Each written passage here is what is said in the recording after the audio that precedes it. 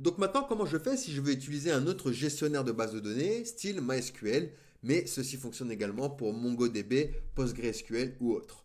Et bien ici, je vais utiliser PHPMyAdmin, d'accord? Donc pour utiliser PHPMyAdmin, je vais utiliser du coup XAMPP, le logiciel XAMPP. Vous pouvez utiliser également WAMP ou alors MySQL Workbench, d'accord? Pour accéder du coup à vos BDD avec MySQL.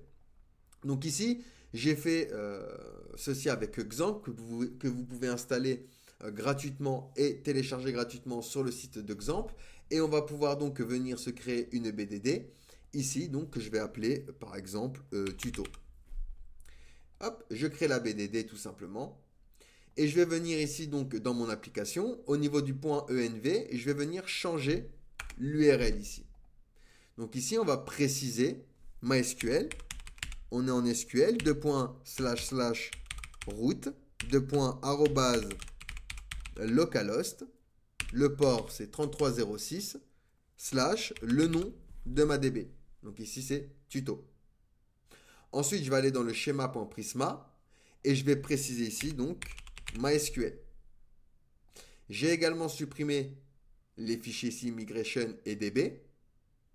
Et donc ici, on va pouvoir réouvrir notre terminal et on va pouvoir faire la commande npx prisma migrate dev. Donc j'appuie entrée. Il va nous demander le nom de notre migration. Donc on va l'appeler dev. Nickel. On a bien notre migration. Et maintenant, si je retourne sur phpMyAdmin, au niveau de ma BDD ici, tuto, j'ai bien, vous voyez, ma table task avec mes colonnes ID, content, create at et completed. Et ici, mon Prisma Migration. Donc voilà, et ici, donc, si je lance mon application, hein, donc on va faire un npm run dev.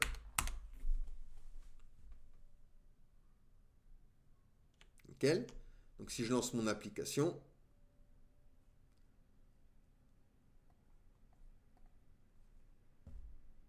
on attend un petit peu que ça compile. On va voir qu'il n'y a pas de différence, d'accord? C'est exactement la même chose que pour SQLite. Au niveau de nos fonctions, etc., je n'ai rien rajouté de plus, hein. Juste, je change l'URL, j'ai transféré vers un autre gestionnaire de base de données. Donc ici, aucune tâche, puisque j'ai aucune tâche. Je commence à rentrer une tâche. Hop, j'ajoute. On a bien notre fonction là, pending. Hop, et j'ai bien donc créé ici un enregistrement. Si je viens dans ma BD, hop, je vérifie, j'ai bien ici mon enregistrement. Et je vais pouvoir donc le modifier. Donc j'appuie sur modifier. CSS, on va le placer à completed à true. Hop, je modifie.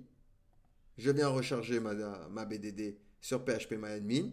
Et j'ai bien donc modifié, vous voyez, mes éléments. Et donc si je le supprime également, tac, il ne sera plus dans ma BDD.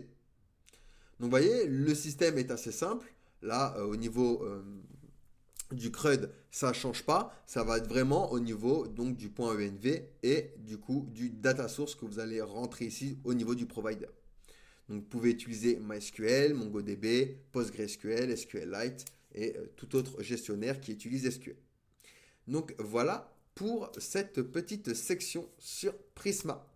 Allez, n'hésitez pas à me poser des questions si vous en avez, sinon nous allons passer à la suite.